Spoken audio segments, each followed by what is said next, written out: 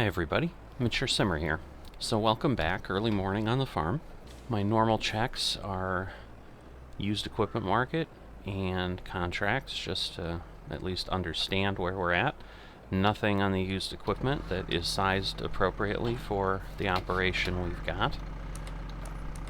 And no contracts at all are available. Grass is ready to mow.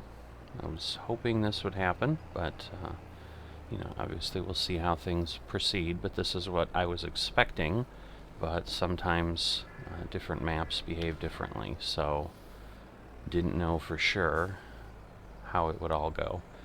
So, my biggest challenge with this process is simply, getting close enough to the trailer to connect it, I guess, obviously, is what we're running into this morning.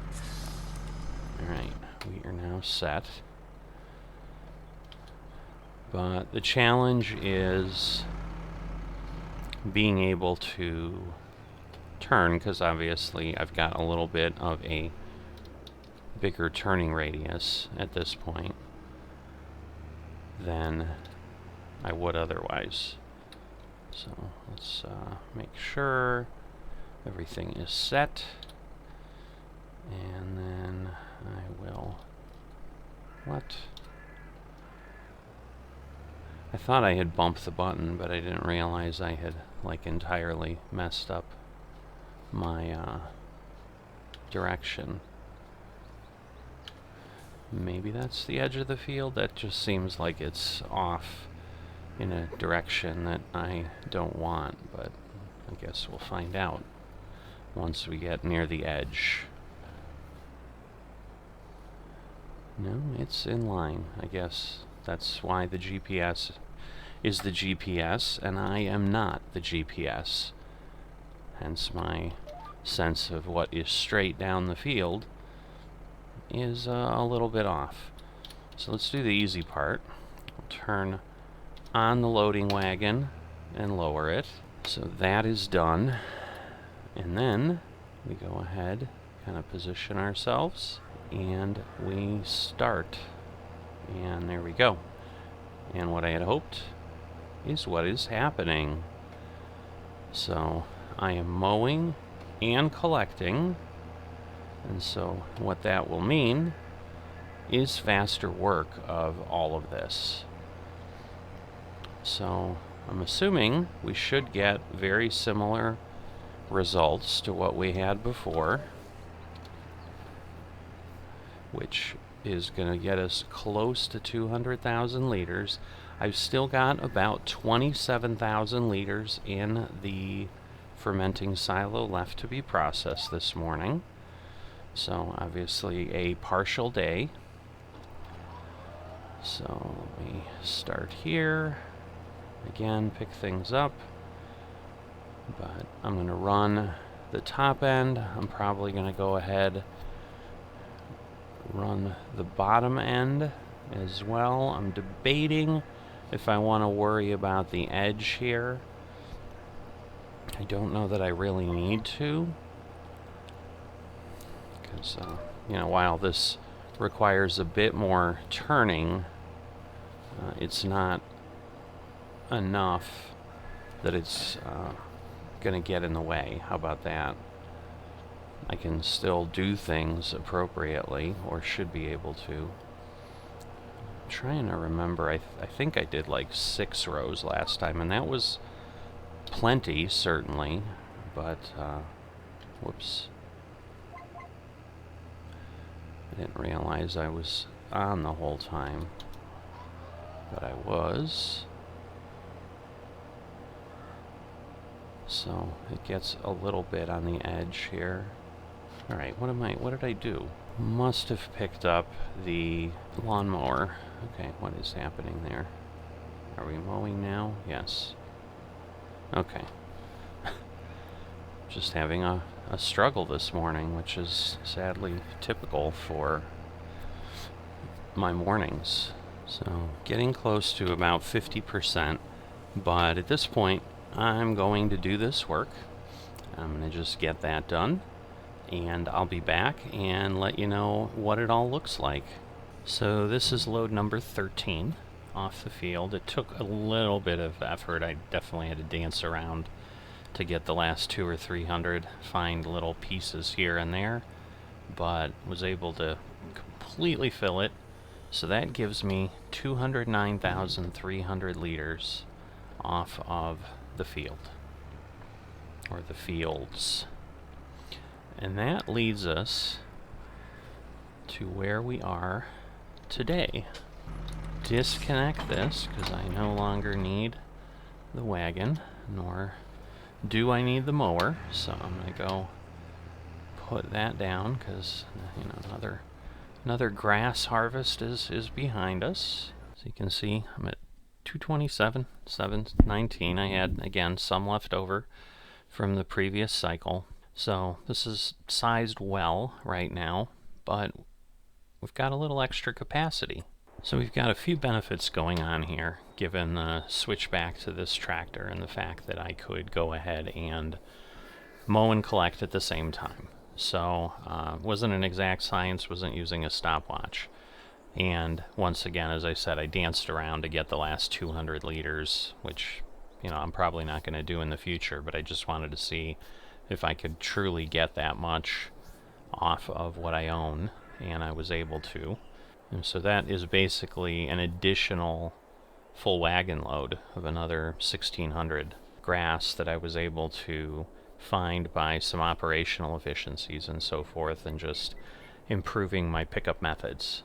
As you've learned, if you've been watching this series, and if not, I certainly encourage you to go back and kind of catch up on how we got here and what we're doing and so forth, especially the original preview video that explains exactly what generational farming is in FSN, what rules we're operating under, and so forth. But if you've been watching any of the series, you certainly understand I am trying to financially model everything to the nth degree. And so I spent some time while I was waiting for harvest and while there were no contracts yesterday to do some more work and some more modeling. And the thing I wanted to model and test was, is it better for me to take out a loan and get a field and really max out the capacity of this silo and keep it operating all the time? Or is it better to work along, have the field value in cash, and go ahead and purchase it then without going into debt?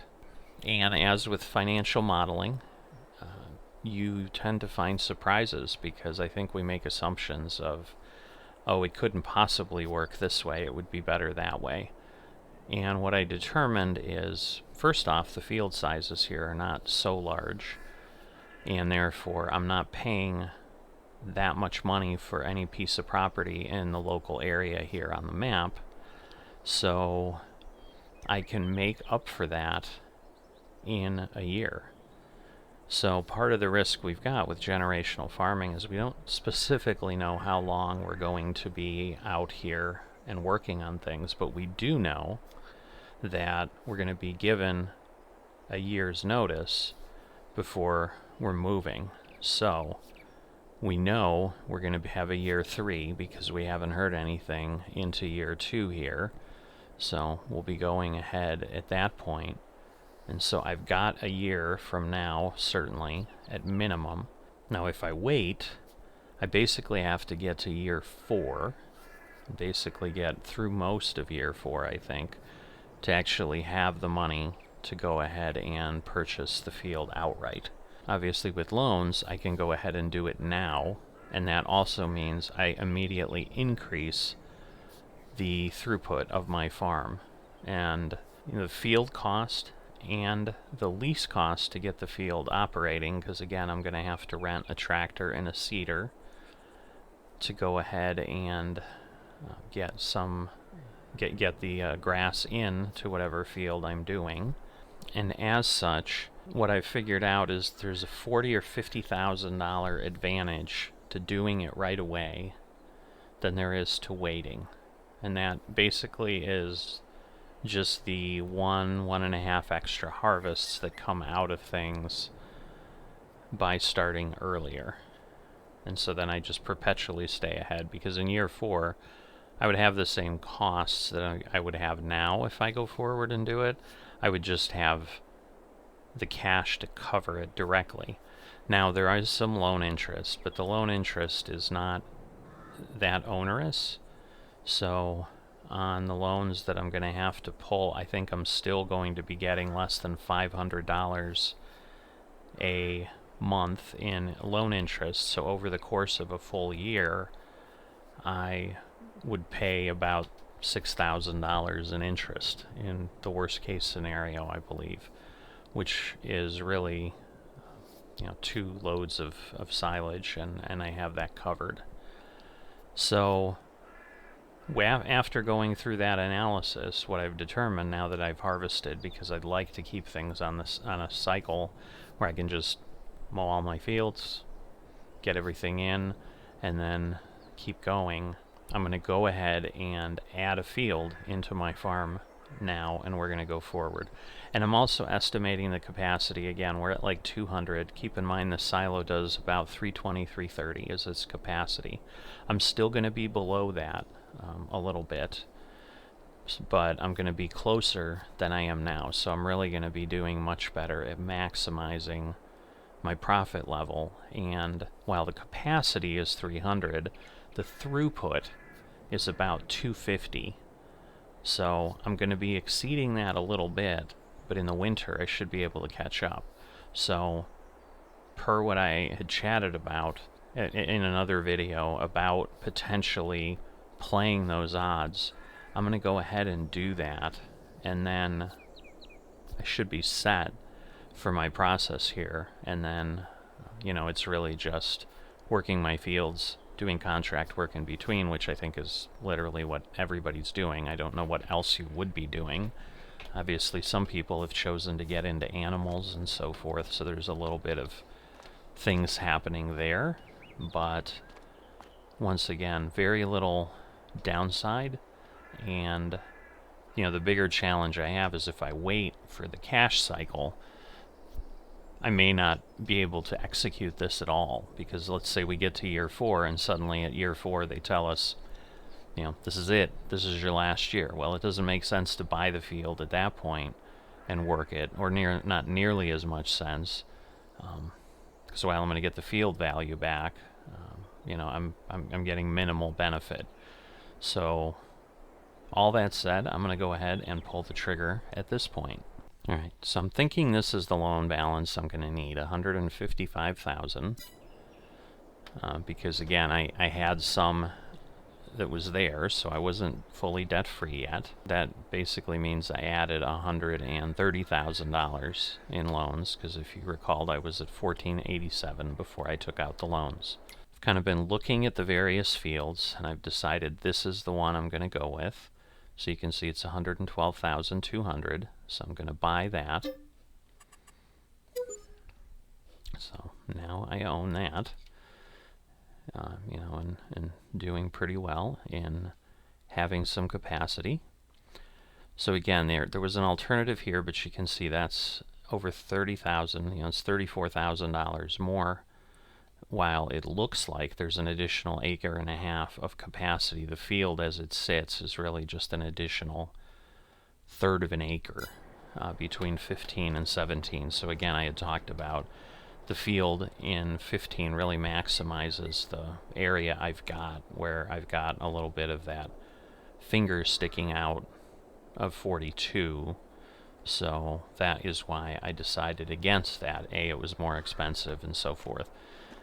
Now in addition, now I need to rent a tractor and a direct seeder and then get things done. I may have to pull an additional $5,000 in here to get the seeds and so forth, because it's going to be close, but we'll see how all this plays out. Alright, so again, I'm going to do the pottinger because it allows direct seeding where I don't have to cultivate and plow, and I can also fertilize and seed all together here. $5,584 there.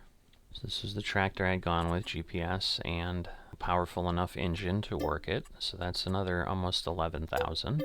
And that leaves us a balance of 2,763.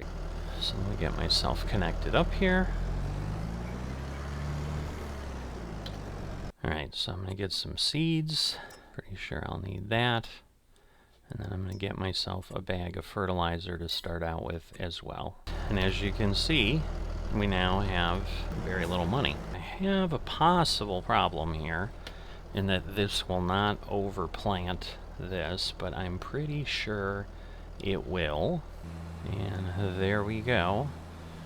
So I am plowing under the growing crop of barley. First off, the barley still has 4 months till it will be ready. Then it would require a harvester, other rental equipment, and we've kind of talked about how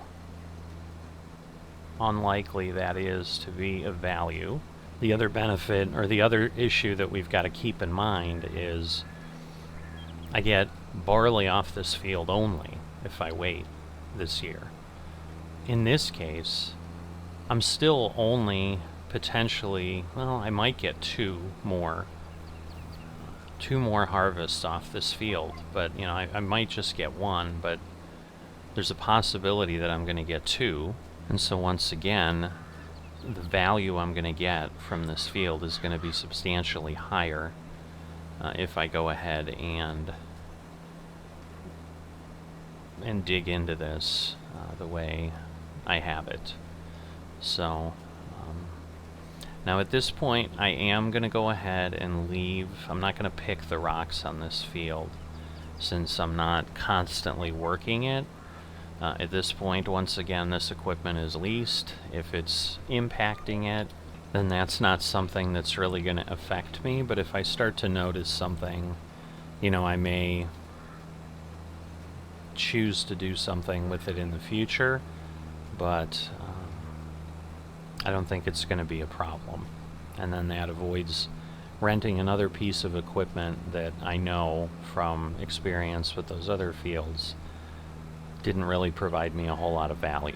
So this is going to expand my field by 50% more. So I have basically 150% of the arable land that I did before by this one additional purchase, which isn't surprising, I would imagine, for most people, because we're going ahead and adding a good amount of land here. Yeah, the other thing I just realized, it's work time on these, so I think I'll be okay. I just realized I need to sample these fields. That requires the rental of the Asaria Scout, which I'm going to go ahead and get, because otherwise I'm really not getting the precision farming benefit, which is going to impact my output on the field, which would be kind of foolish to not take advantage of. Alright, so at this point, I've gone ahead, I've sampled, I think I had 8 samples, so it's going to cost me a little bit over $1,000 to sample the field. Now again, whether I bought this now or bought it later, it's a cost I would incur, so it's a wash. I've sent the samples off for analysis, so there we go, $1,200. So what I didn't want to have happen was do any further work until the samples were analyzed, but they're done. So now I'm going to go ahead. It could change my seed consumption and fertilizer consumption for the worse or the better. But as far as time, you can see we're at 0.2. So we're actually okay. So I should be fine. And then I've got, you know, pretty good situation with the fertilizer. You know, I may have over-fertilized in some cases. Whoops, I think because I disconnected. I probably need to lower as well. That's actually what the issue is. So there we go. Alright, now we can see, didn't use too much. I used basically 250, but what you can see, because we had crop in the field already, I don't actually need to fertilize this field. So, you know, I'm able to do that. I don't know that the grass application changes at all. But the information I have about my field absolutely does. And so this will also help with the output and so forth. So I'm going to get the rest of this done. I'm going to get this field planted, and I'll be back to give you an update once that's done and I've gotten everything returned.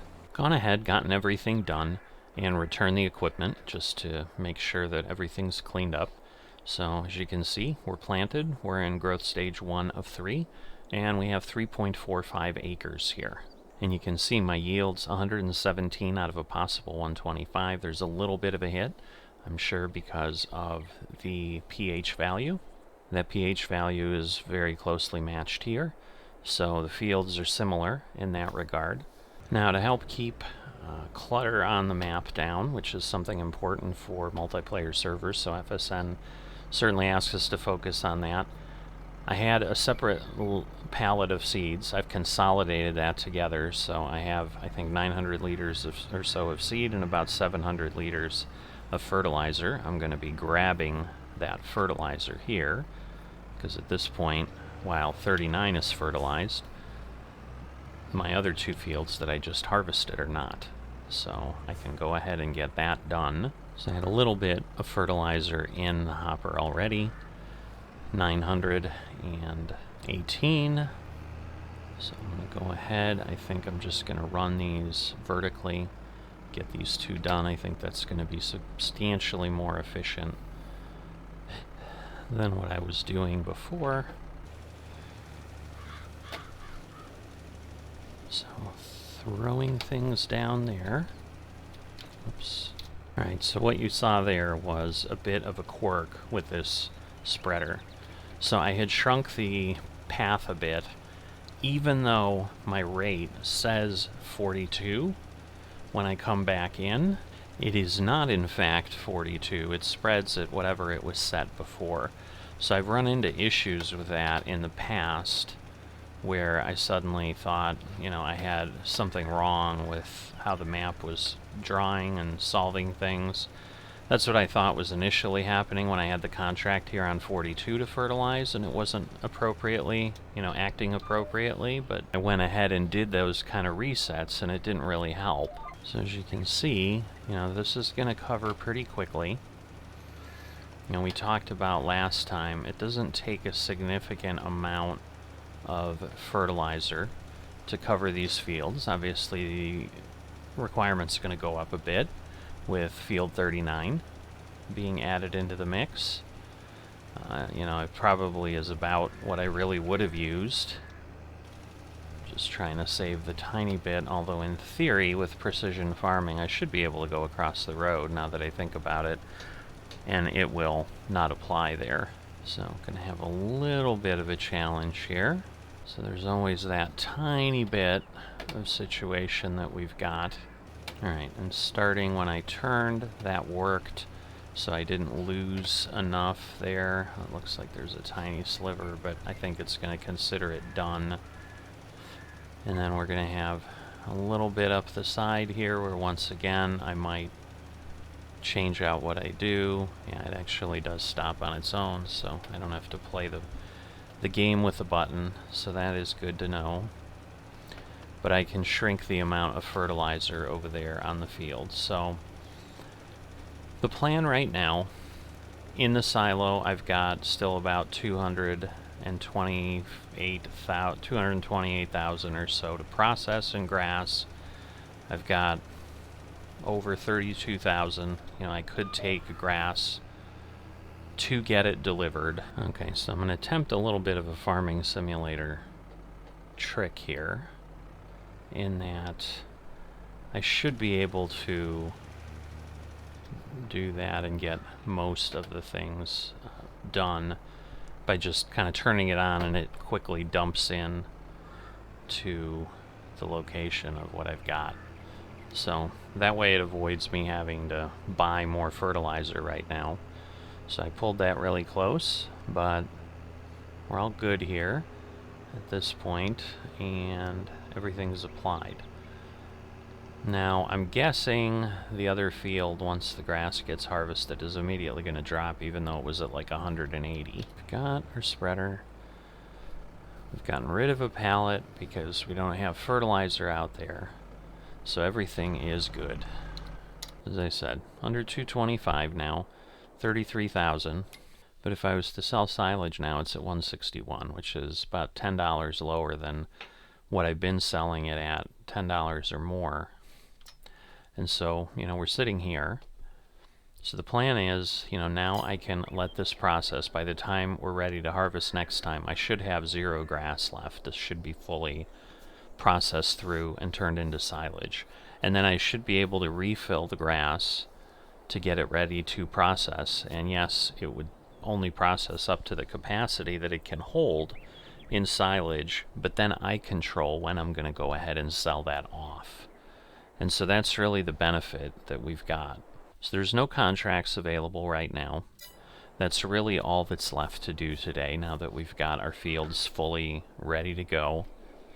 They should be on the same cycle. If you remember, what I'm hoping for is all day after I harvested the grass last time, it sat in the harvested state, but then when I came in the next day, it was 2 of 3 as I would have expected, because grass just is constantly growing. So as soon as you mow, you're immediately in the growth stage 1 of 3 is how it normally operates. And so all 3 of our fields should be in sync at this point. And that includes with the fact that they're going to need to be limed probably before the next harvest. But I'm going to go ahead and do that next time, perhaps. I'll have to keep an eye on things and really see what it looks like. Because once again, my challenge is I don't have a spreader. I don't think I want to own a spreader because it's just not going to be incredibly cost effective. And I question whether you would even recover the cost of the spreader and the increased yield you may get. Because you got to keep in mind, it's 1,000 liters is $150. The cheapest lime spreader, unless I find one on sale, again, that changes the equation. So if one comes up, I'd certainly consider it and run the math that way. But the cheapest one is $25,000. So it doesn't take much to determine at 150 or so of silage, or even if we are gracious and say 170, we're looking at 150,000 liters of silage.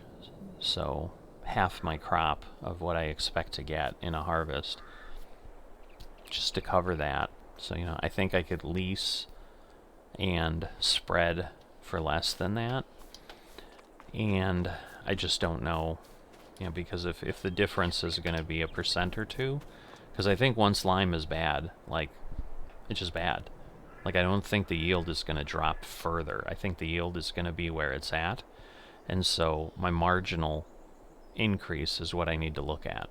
I don't need to look at, gee, I'm losing yield.